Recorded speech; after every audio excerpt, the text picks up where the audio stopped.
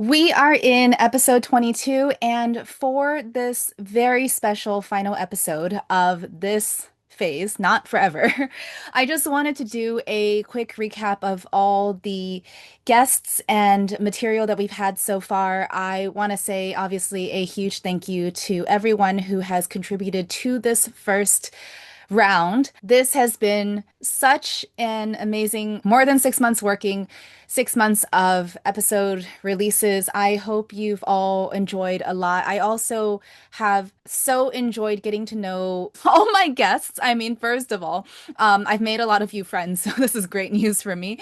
But I also want to say thank you to everyone who has been connecting with me, connecting with WeCultivate, everyone who's been supporting our work because this was an idea, right? This was an idea that I had 2 years ago hiking up a mountain in the middle of nowhere in France. And so I just have to say that to hear the response and feedback on all of these different platforms, to not only sit down with so many people for so many hours of recording, but to actually feel like I think I was right. I think we do need the space to be talking about this stuff and to feel really, I think, validated because maybe it was just a me thing, right? I didn't have huge plans. I wasn't trying to make a name for myself. I just really felt like more people need to be hearing these conversations. More people need to also know that there's a space to have these conversations. So I just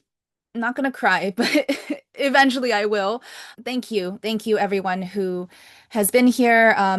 Thank you to Yan who's been supporting my every step in this journey. We are going to roll tape on some selected clips. It was really, really hard to choose which clips, so please know that these are not clips that are necessarily representative of the entire conversations because most of my guests and I, we talked about too many things.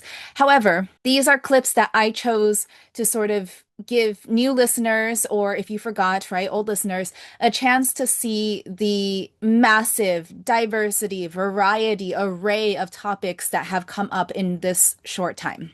I will post a reflection. I will post a couple other things during the break. We also have a couple of additional content pieces. I have folders and folders and files of backlogged recordings that I need to get through so that I can actually produce more episodes. Please know that it takes a lot more time than most people can understand. But that's everything in life, right? Like people don't know what we go through until we talk about it. And even then, they don't believe us, so it doesn't matter.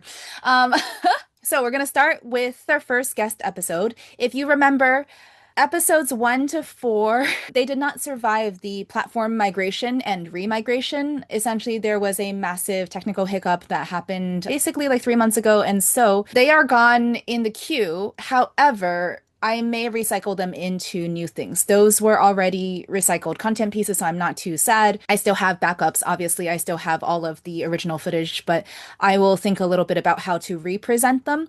And that's why we are at episode 5. Episode 5 was our first guest recording, but later on, I also started adding in trainer POV episodes. So those are solo episodes from me addressing certain topics from the perspective of my training work. So I will roll tape right now. Here's our recap for now. Here's our, like, can we call it a seasonal finale? I don't know. You know, like those dance shows, like here's like, okay, in episode 5, I would like So to ask you where you think the industry is going. So we talked a little bit about past, present, issues and what we are as individual humans trying to contribute. Where do you think the field is going just naturally, but also where do you think it should go? Um, it I have seen the industry kind of making some changes to how learning should be done, but it's really taking a slow progression on that. They're still holding on to a tradition, whereas personally, I think it should just cut that completely off and just totally revamp the whole thing. You know, Mm, I'm not asking them to come to me because maybe I don't have all the answers. I don't know. but I got a good roadmap. Mhm. But and right now I am seeing a lot of people wanting to learn through software, apps, online, chat GPT.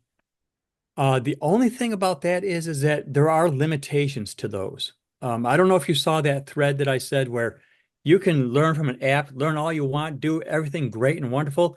But if you have to go to China and talk to a managerial conference about buying machine parts, those apps won't help you. And a lot of people are dependent upon apps or using AI to translate in their little earbuds there. Mm. Because yeah, they're good, but the nuances of human communication and things like that and vocabulary just will not work through a machine, you Yeah. know? And that's the one thing that I think has to be addressed and learned how to make that a little bit more accurate, human wise, I guess you could say. I Mm. mean, it needs work. Mm-hmm. But as for materials for learning, they're still holding on to the tradition. They When don't. I first started teaching, I was 24, and some of my students were in their 40s and their 50s, and they were asking me for advice. And they really wanted to, like they were listening to me intently. And I was just shocked. I go, like I thought I was just going to teach them the language. Why is it? I don't know how it is in other countries, but in Vietnam and definitely in Tanzania as well, people usually look up to teachers. And so, I mean, I thought it was flattering that they were listening to me, but at the same time, I thought, oh, wow, this is a huge responsibility. I really need to be careful about what I tell them. And I would always try to say things like, this is what I know, or what I think is, but I'm not very sure. Like, you should try it first, and maybe you should ask other people, because there are some people who are perfectly happy to just, oh, okay, my teacher said this, I'm going to do it. And, that terrified me, because I just always thought, like, I mean, I don't know, like, do I have enough experience to even be talking about these things? Because they would ask me things like, oh, how about, like, what if I want to study in the US? And I go, I didn't study in the US. I know I sound American, but I didn't study in the US. So I can't really help you on that. But then they just always thought, oh, you're a foreigner. You must talk to other foreigners. You can get us this information. Yeah. So yeah, it's a lot of responsibility being a teacher. It's fun. It Yeah. can be fun, but it's also kind of heavy at times. I found that at some point when I was in Mexico, and I was like, this is so good because I learned present tense verb conjugations, and I probably took like over a year to learn one type of past tense, and I never learned future tense because I was not on my Spanish learning. So I would speak to people in Spanish, and I would speak only in present tense. Yeah. And people would be like, I would say yesterday, I am going to, Yeah. and it's like, it's Yeah. weird, it's wrong. But you know what I'm Yeah. saying? And that's my thing. Like, Mm.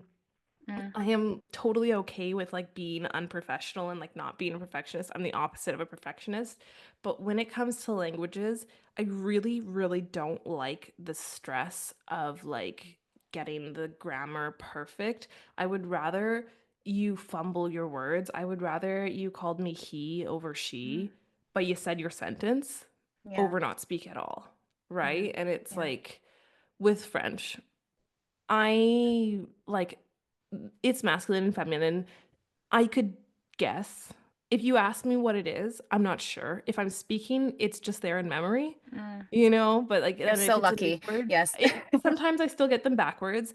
And sometimes people will correct me and I'll be like, does it Doesn't matter? matter. You knew what I Yeah. said. Yeah. And that's me as a language learner. And I that's my beef with the language learning industry is I feel like it's so rigid. And I think a lot of people would get farther if they let go of is it le ou la and they just said whatever because it's like you need to get in the practice of speaking. And so many people learning languages, their fear is the speaking. And once you Yeah. can speak it and you feel comfortable speaking it, that's where you'll like pass that level to the next stages. Yeah. It's kind of a heed my warning if you are coming to the US. And it's not even like a warning, it's more so of a, hey, listen to this before you come. Get good at small talk. Mm. That's my biggest piece of advice. It's you are going to be put in positions because this is true everywhere to an extent. You know, some places it's a lot more fast paced, like in New York City, but you're still going to face small talk. You are still going to be approached randomly by a lady at the grocery store who's talking about how great the potato harvest is this season. Yeah. Get good at small talk. Because everywhere I have lived, small talk has been a big thing. And when I Something. wasn't great at small talk growing up, it was awkward every time. But now I make a bestie everywhere I go. Yeah. Get good at small talk. And that's going to be a huge elevator. Response to when I asked my dad his opinion about these little business cards I had developed, it was just like the mock, and I took a picture of it, and I asked my dad what he thought. And his response was, "It's so Asian." Mm. And he's like, "Don't you want to market yourself to a more international audience and not to limit yourself to putting yourself in this box of being Asian?" Yeah. And, you know, on my post, I kind of asked, like, authors, would you choose to not hire me based on the fact that I'm Asian and my, what's it called? Marketing material had Asian graphics on it, essentially. Would that deter an author from hiring me? It just kind of brings along, like, my dad's view is in order to survive as an immigrant, that you had to assimilate. And assimilation was survival. And he didn't say it in a bad way. He wanted, he wanted it to be like, I want to help you. And my view is if you made yourself more marketable to everybody, and he felt like being Asian limited me, and he wants the best for me. So that's why he made that comment. I was in middle school, and my German teacher at that time advised my parents not to use our family language, the dialect, anymore because my German reading was so weak. Oh, yeah. They advised my parents not to be bilingual. Yeah. And now, as an adult, reflecting on that, I know why my reading was weak, not because of my home language or my bilingualism. It was just because I was super nervous to read in front of the class. Yeah. I stuttered a lot. It was a kind of anxiety for me that had nothing to do with my other language, but teachers disencouraged me even more and made me feel insecure about my language. And then I just pushed away even the dialect that I can still understand it. I can talk, but I have to think a lot to formulate a sentence, and I need some time to get into it again. Because even teachers told me, you're not normal. Like it's better if you just speak one language. Being multilingual is not good. It's better if you just conform, if you just become all the other cookie cutter kids that we have. Yeah. Yeah. So I hope now that teachers know better. So it's like, what does fluency mean to you? And then consistency, because so many people, especially a lot of the people that I work with are like fellow ADHD and autistic learners, and consistency feels like it means every day the same thing. And so I'm always like, consistency is doing it regularly. And I always compare it to watering a plant. I'm like, lots of plants that we have in our homes, Love or, this. Yes. that like they need different amounts of water. I was like, I have an orchid that if you put more than a couple sprays on it, it's gonna die. It's gonna be really dramatic and it's gonna die. You know? And you need to spray it just a little bit and you leave it alone for a week.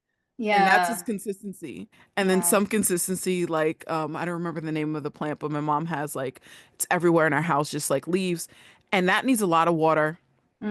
But you don't have to do it too often. It just needs a lot of water. So again, the amount of water that you give it, the frequency that you come back to give it more. The sunlight, like all these other factors impact the way the plants thrive. And in that same way for our language studies, you might need different frequencies of studying. So maybe 2 times, 3 times, 4 times a week. You might need different amounts of what you're doing, like the task that you're doing, the resource that you're using. Like it all depends. Like what kind of plant are you? Like maybe I should make that a quiz. Like what kind of plant, language plant are you? Why is it so important to think about the workplace, not just professionalism, but the place of work? Well, that's because in the workplace there are unspoken rules. And by the way, many people work online now. So when I say workplace, I don't mean the literal office. I mean the environment in which people are working from all over the world. Your working world. And these unspoken rules are ones that people have to navigate no matter what their native language is. We'll touch on a few things across these different episodes, but truth be told, there's a performance aspect to communication that goes beyond grammar. And it's something that native speakers have to contend with as well. I don't know. I feel like being multicultural or multilingual, it's usually seen as like an advantage, and it's always I've seen this somewhere, I don't remember, that would be like, oh, if you speak one or more or one or two languages, then you're like smarter, or if your child does this. And it feels like more of like an asset than an actual like balance. Burden.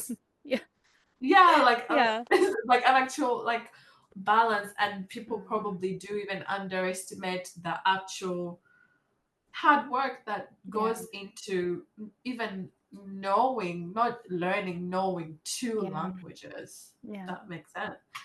And obviously the cultural stereotypes who like want to say, oh, your English is really good. Is it because of how I look? Is it because of this? It's that's all I think I could say. I don't know how to put that in like really I call the right word. Today we're diving into something I know a lot of you experience, but may not talk about enough.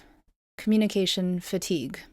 That invisible, draining feeling when using a specific language for the workplace, like English, feels like it's taking so much more out of you than it should. Whether it's a meeting, writing an email, or just talking with colleagues, you may not even realize how much emotional and cognitive energy is being spent just to keep up. So in today's episode, we'll unpack why operating in a second, third, or even fourth or more language for some can be so exhausting, and why high-functioning professionals who are at times even quite senior in their careers often feel mentally drained when quote-unquote nothing went wrong. So yeah, it's like really common where like people ask me, oh, you're Indian, right? Like they like lead you into that. And I'll say, my parents are actually from Malaysia. And then they're like, oh, well, you look What Indian. is Malaysia? So like and it's not even like they're trying to bring it back to like they're right about me being Indian. And it's not even like right or wrong, but like me just wanting to explain that extra layer. Whereas it makes me wonder, like, if my skin tone was a little different and I said I was Malaysian, you wouldn't say anything about it. But, and it's fine, but it's always interesting when you get a little bit of that pushback of like, well, no, you look Indian. And so that's when I'm like, oh, yeah, but I'm Malaysian Indian. And so there are Indian people that live in Malaysia, but, the culture is a bit different. And that's why I like to say I'm Malaysian Indian. And I don't feel like it's true, right? Like if somebody says you're Indian, I feel like I can't just be like, well, yeah, I am. And then they'll ask me like, have you been here? Or when have you like, and I can't answer any of those things. Like the culture is different from me. Like I feel like I'm a bit far removed from it. A brief side note about the way I speak English. Obviously I'm from Britain. I have a British accent. But I would say I'm an oddity in the way that I speak. Not because the way I speak in itself is very weird, but I've got quite what we'd call an RP, or received pronunciation accent. And neither myself nor my family have any idea how I ended up speaking like this. So although I'm in the South, I come from an area that has a slight separate accent, a lot of dropped letters, a lot of using the F sound rather than a TH sound, for example. In kind of the urban areas where I live, in a county called Dorset. Whereas in the more rural areas, you have almost what we'd call a West Country accent, kind of like, farmer. I talk like a bit like this, but a lot more clipped. So, for example, rather than saying Dorset or Dorset, if you're from Dorset and you live in the country, you say Dorset. Multinational teams, but also multidisciplinary teams understand this. I understand this because I have lived it. I know that positional hierarchy is one thing inside of a team or organization, but these roles shift and change depending on the nature of the project. So everybody needs to adapt. Everybody needs to know how to be advocate, strategist, critical thinker, and analyst, more and more, depending on what is required in that particular time. So knowing how to adjust your delivery to match the expectations of the situation, but also what you hope to accomplish, your personal goals inside of that situation. That is what I'm talking about when I talk about a person's adaptability. For those who don't know, in Philippines, English is our second language or a third language, depending on where you're from. We don't dub anything. We do dub some movies and some cartoons, but they're like 10% of the things that we get. We put everything in original language. Our books are in English. I grew up watching Sesame Street in English, like a lot of you. So it's always been a default language for me. Of course, there was formal English in school wherein we get taught the structure, and I can vaguely remember what that looked like, but it always felt natural for me, especially since I grew up in a family who reads a lot. So I knew the words before I knew how to speak it. You're able to use your agency, your accountability to sort of solve that problem and figure it out. Sophia was 12 years old, so it's not, on her.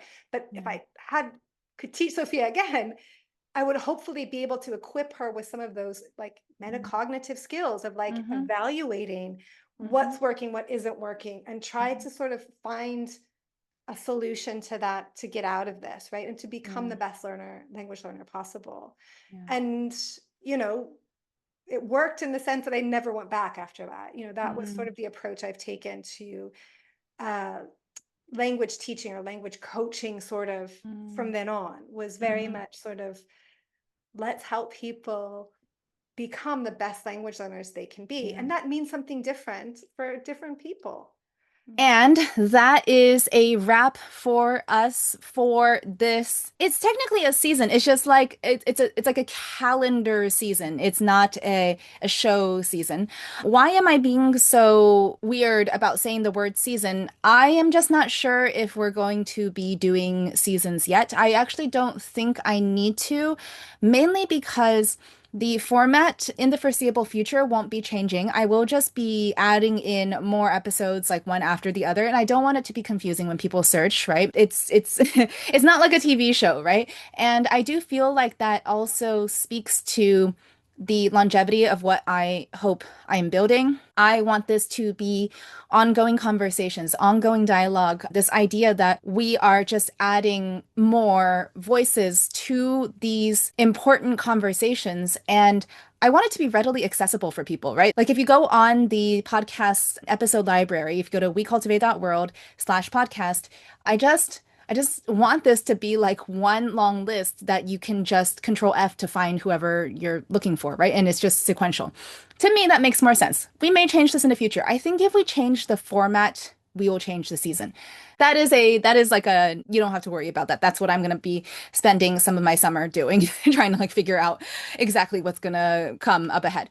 But in the meantime, this will not surprise anyone. Please ask your friends and family to subscribe not only to our YouTube channel, but to other platforms as well. Our followers and subscribers are not actually for vanity's sake. I could not care less if it was only 20 people. If it was like Michelle platform, we would not need that many people following just because we can distribute episodes and we can share and there are direct links. However, these platforms do rank us in terms of discoverability, in terms of relevance, in terms of making sure that we build enough traction in order to get in front of other people, especially because this is, even though the podcast is in English, this is a very globally oriented mission. And I really hope that over time we can continue building and continue reaching other parts of the world. I mean, we've reached quite a few already, but I want it to continue to build. So I hope you know. It's a very small action, and I understand that everyone's like, I don't know if I want to subscribe to all these things. I get that. I get that. I'm the same. However, if you subscribe, it is extremely meaningful because you are just one more person adding to this growing list of people who have said, yeah, you know what? I agree that what you're doing right now is actually really important. I would like to support you for free. It is literally free, right? When we reach like 5 billion people, sure, go ahead and unsubscribe, right? I'm just joking. And I, of course, hope more people continue to be guests on the show. So far, I have not had a problem trying to recruit guests because so many people are so excited to be talking about all these things. And as you can see, I really do try to call in people from every part of the world, every type of life experience, no matter if they work inside of languages or communication or not. I try to call in as many different types of people. I want to provide this space where people can share their own stories and in a very honest, personal way, right? Address a lot of the challenges that we actually all face. It's just oftentimes, I think we're facing them alone. I know that I've learned a lot listening to all my podcast guests. Not only have I grown as a person doing this project and feel like every single time I connect with someone, have record a podcast episode, do another episode on my own, continue to talk about ways and how we can build an actual community. I know a lot of us don't really like this word because it's been cheapened by so many marketing gurus. I want us to get back to the idea, the original sense of what community means. It means doing the work to sit with each other, to learn from each other. I continue to just feel so entirely grateful for the start. So thank you for being a part of this so far. And I cannot wait. First of all, I cannot wait to take a break. It's been a lot of hustle, but I'm also very excited to show you what we have coming up next. And I will be back in a more live way later this year. Bye.